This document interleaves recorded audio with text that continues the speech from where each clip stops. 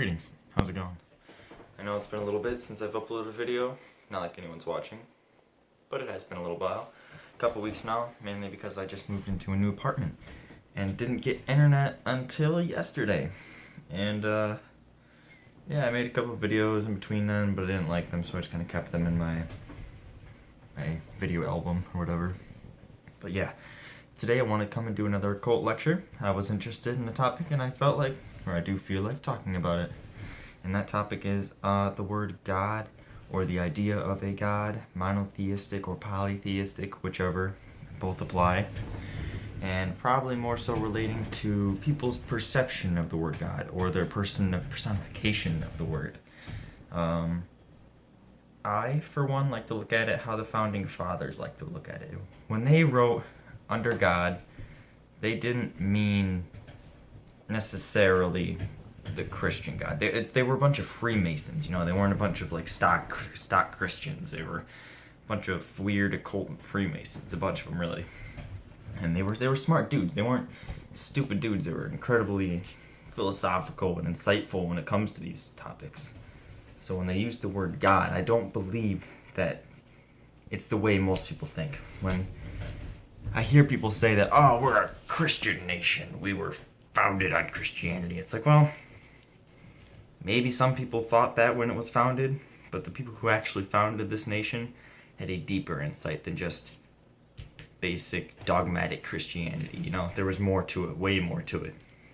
When they write under God, they understood that a country, it goes back to what Nietzsche was talking about when he wrote God is dead. He didn't mean it as like a triumphant thing, like, oh, God is dead. He meant it as more of a warning, or like a prediction almost. Or he came up with this prediction afterwards on what he meant by God is dead. And what he meant by God is dead is that, yes, God is dead. The void was created in the absence of Christianity. And a lot of people got sucked into that void. Or he predicted that a lot of people would get sucked into that void of nihilism and cynical thought patterns. And you can really see that in the Western world today, especially here in America, and I imagine all over Europe. Never been there, never talked to a whole lot of people from there, so can't really say for certain what the hell's going on there. But here in America, it's definitely for sure. A lot of people are very nihilistic, a lot of people are in an existential crisis, and there's not much we can say besides that. You know, the school systems really are a huge part of the problem. The way parents raise their kids, it's like the parents of my generation. I was born in '98, so my parents and that generation, they were probably at the start of it. They all kind of called themselves Christians, but they were the first generation to kind of slowly wean off all that bullshit. And they kind of saw it through their parents' lives. Their parents were a bit more into it, a bit more loyal to their faith.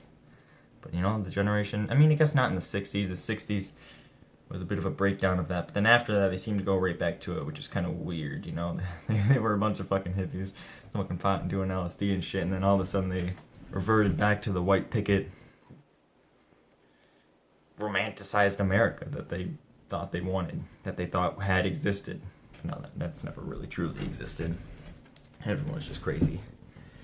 But yeah, there is a huge problem with nihilistic thought in America. The problem of why are we here? Where did we come from? Who created us? What created us? Were we created? Did we really come from nothing? How? It is possible that we came from nothing and we'll eventually go back into nothing. And in a way, maybe that is true.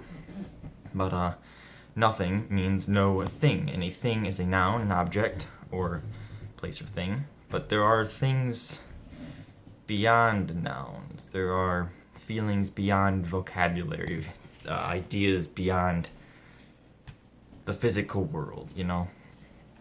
So when I think of nothing, I like to think of how space is nothing, you know. You might think of the void of space as nothing, but truly it isn't nothing. There is the fabric of space-time, the actual material of the no thing that can be bent and shaped by the things. And I like to think of that's how the nothing is, in a way. I don't know. That's just a little insight on that. But yeah, back to what the founding fathers were talking about, is that they believed that spirituality was an incredibly important part of civilizations. And they understood that if people lost that meaning, There would be no civilization. It would fall apart. It'd become anarchy, man. People would be killing themselves like crazy. Depression rates would be an all-time high. Productivity would be low. Motivation would be low. No one knows what to do with themselves. Like, why would you go and work every day of your life if you know ultimately it doesn't fucking matter? Now, I had this problem for my teenage years. Took a lot of serious thought, a lot of serious grounding for myself. I didn't really get any help. No one can really help you with this. And a lot of people will not make it through. A lot of people just kind of avoid the subject altogether. They don't really dig into the root of their brain, of their thoughts, to figure out what the hell is going on, how they can help themselves, how they can make themselves a better person. They just kind of ignore it and preoccupy themselves with their day-to-day lives. And a lot of people will end up killing themselves or falling into a lifelong manic depression on and off. I'm lucky that I am not one of these individuals. I kind of figured my shit out after hours of lectures, book after book after book, hours of just thinking and sitting to myself, writing down my thoughts, thinking things through. I had some real troubles, and my girlfriend at the time, she helped me out a lot. She was also going through these issues, and we were able to work it out together. So yeah, that was a lot of help.